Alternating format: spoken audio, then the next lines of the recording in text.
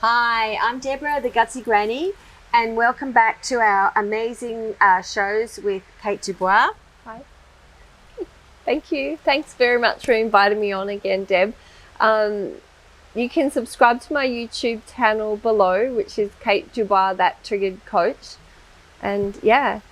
So we've been covering over the last month some really deep diving conversations. The first one we did was consciously manifesting your future, conscious manifesting. The second one was conscious being in conscious relationships. The third one was mirroring, which is a really big topic. And Kate believes that this topic is the bomb. This topic is the bomb. So what we're going to discuss today is unconditional love versus conditional love. Which one would you prefer? Would you prefer to be loved unconditionally or conditionally? And would you like to love somebody unconditionally or conditionally? So Kate's going to dive in here into the deep end of something she's very passionate about and something she's just written a book about as well. Okay, thanks, Deb. I'm super passionate about this topic because I am a trauma coach and counselor, but I also work on a suicide hotline here in Indonesia. And what I can tell you is that 90% of the time when we get down to the root of the problem or the trauma, it is because a child has been brought up by parents that love that child conditionally. And I'll tell you what my theory is, first of all, about why that happens. When we are traumatized, we bring in conditions that control the situation so that we're not in danger. Okay? So we put boundaries up. And as I say in my triggered book, boundaries are a great short-term solution to a problem or a trauma, but they're not a great long-term solution. For example, if I put up a boundary that I didn't like crowds, then I would never ever be able to go to a music festival, for example, you know.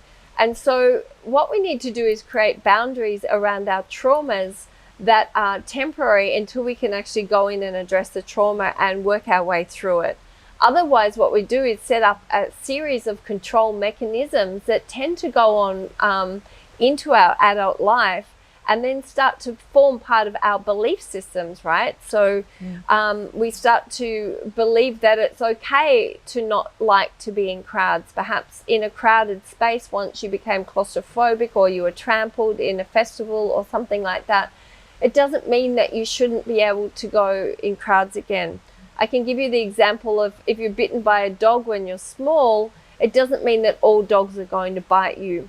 If one person in particular has been nasty to you, it doesn't mean that everybody with that name is going to be nasty to you in the future. So we, through free will and having this ability to be able to pick and choose, we can actually choose how to deal with our traumas. We just need to be made aware of it.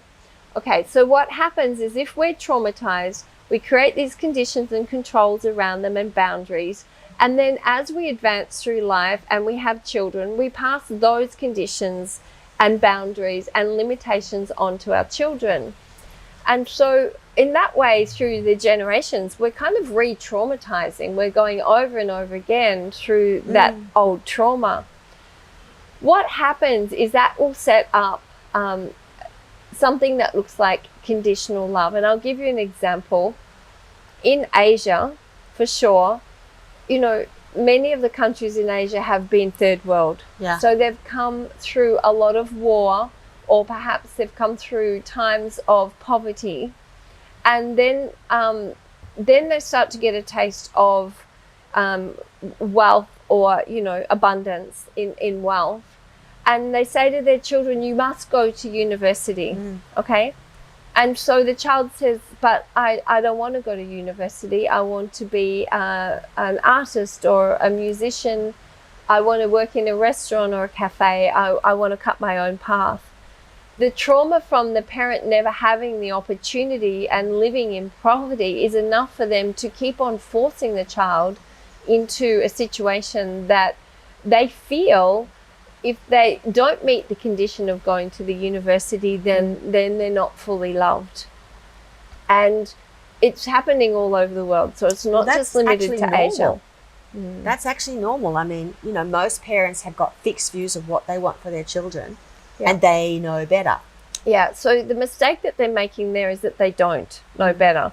That actually children know what is good for them and what it is that they need. And when you ask a child very young, even down to the age of 2, often they're very, very aware of what their particular skill set is and why they're here. What we should be doing is actually helping them to follow that passion that they have, because when they follow the passion, they're going to be fully in their highest state, right? Their highest level of vibration. If you have a child that's an artist and the parent forces them to go to school to study medicine, for example, then you're not going to have a doctor that is in their highest vibration, right? And so what we want in the world is doctors in their highest vibration. And of course we want artists that are in their highest vibration. If you have a child that wants to become a doctor and you say, no, I want you to become an artist, they're not going to be the best artist that ever was.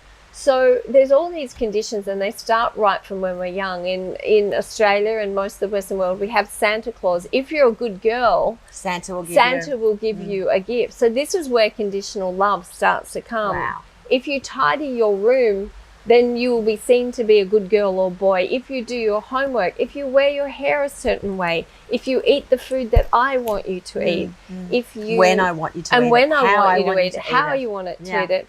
And I can tell you that there was a study done years ago of children in the children's hospital and the depression that they felt in hospital because they don't have control over when they sleep. They don't have control over what they eat and when they eat. They don't have control over who comes to see them. They don't have control over who touches them. And that's enough for us to understand that children need a certain amount of control over their own life, right? So back to this idea of conditional and unconditional love.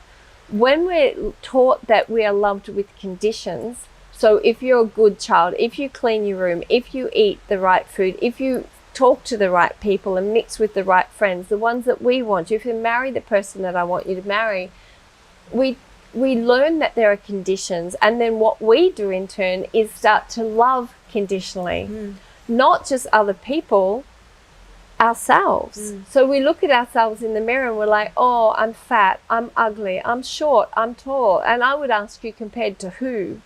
You know, we need to be able to love ourselves unconditionally, no matter how we show up. If we're sad or tired, or, you know, this morning I got up at 5 o'clock this morning and Deb walked in and I said, oh my God, I'm a mess. I've been awake since 5 this morning. I went to a purification temple, but I still feel great and I feel still showing up in my highest self, right? My highest vibration. You look radiant. If you were tired, it was irrelevant. But it's okay to be tired as well, and it's okay to be authentic about that.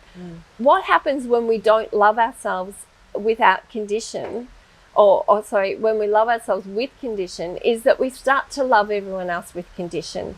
And this is when we start to judge other people.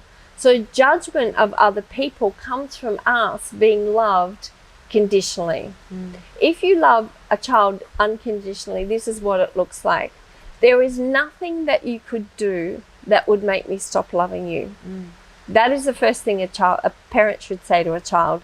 There is nothing that you could ever do that would stop me from loving you. I might not like your behavior every time, but I will always love you. And then when your child at 2 years old wants to put their bikini on top of their clothes and go to school, you let them, because they will experience whatever it is that they experience. They might be a very creative child. They might get to school. They might be told to take it off. They might get teased. They may be celebrated. You can't judge that. And so we need to stop having all of this control over our children's lives at this very early age, and ask them the sort of questions about, you know, what food do they prefer? Because it's very, very well documented that children... If a child at 5 years of age says, what food do you prefer? Yeah. I want chocolate and I want greasy hamburgers. Well, I think that you need to educate them with healthy food choices. But there is, you know, I used to say to my children, if they were going to have ice cream, sometimes they'd say, can I have it before dinner? And I'd say, sure, but you still have to eat your dinner. this is your choice. So if you eat your ice cream and your stomach doesn't feel like it, and they learnt pretty quickly that it's not the right thing to do, it's not the right way around. What I used to do to feed the children is put all the food in front of them and let them make the choice what Including goes the ice on cream there. and the chocolate. I love that. Make them. That's fantastic. Make them choose what goes on the plate. But that's kind of getting off topic a little. What we need to do is respect every person, even when they're very small, as a sovereign being, and understand that they've come here on a soul's journey.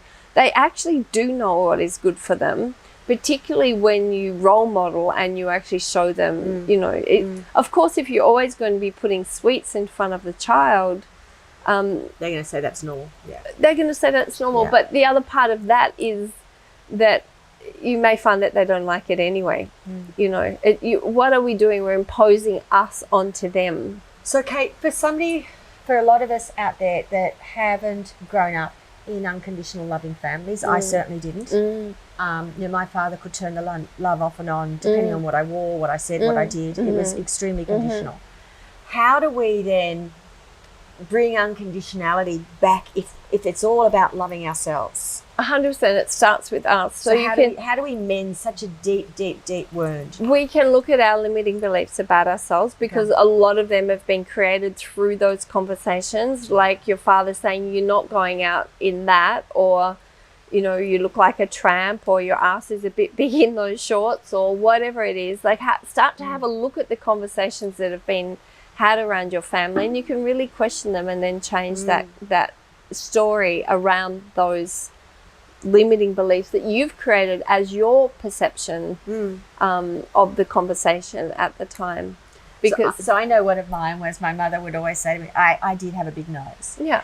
And my mother would always say, don't worry, Debbie, you'll grow into your nose. Well, you can't say that to a 5-year-old, because as you said, there's no sense of time. All I knew is that I was walking around with this big nose. I literally would walk around like this. So the way I dealt with it is, as soon as I became 18, I got my nose chopped off.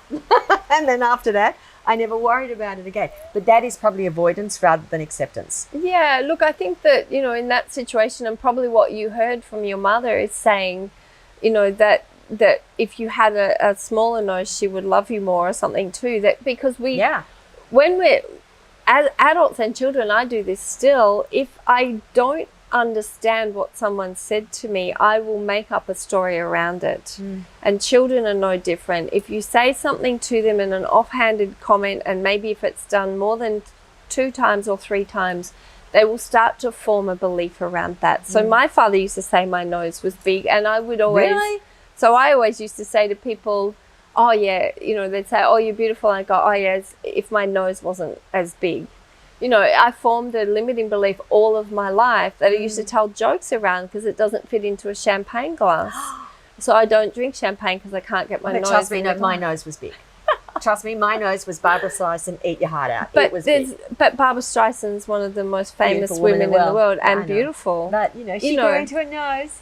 No, I don't know. I don't think she did. I think everyone would agree she still has quite a large nose. But the point is that she's beautiful. Yeah, exactly. And so I think that we need to understand that unconditional love starts here. Then we can start to extend it to others. And once we realize that we are worthy of being loved unconditionally, everybody else will start to mirror that back to us. Because the reason that people aren't now as adults loving us without condition is that that's what we're expecting of them. We're so used to conditional love that we keep playing out that small role of the child. So when we change the energy around that, everybody else starts reflecting it back through that mirror to us, and we really start to feel unconditional love. And that's so empowering when you know that there is nothing that you could do that would stop the universe or God or higher self or divinity loving you. That's empowering. That's absolutely fantastic. Well, that was a pretty powerful session to end our little segment on. So Kate and I have loved being with you for the last month. What we'd love you to do is to actually give us some feedback. If you'd like to have these regular once a week little snippets. And ask questions. Yeah, please ask questions of Kate and of me. if you'd like us to continue, we'd love to get your feedback and the sort of topics that you would also like us to discuss.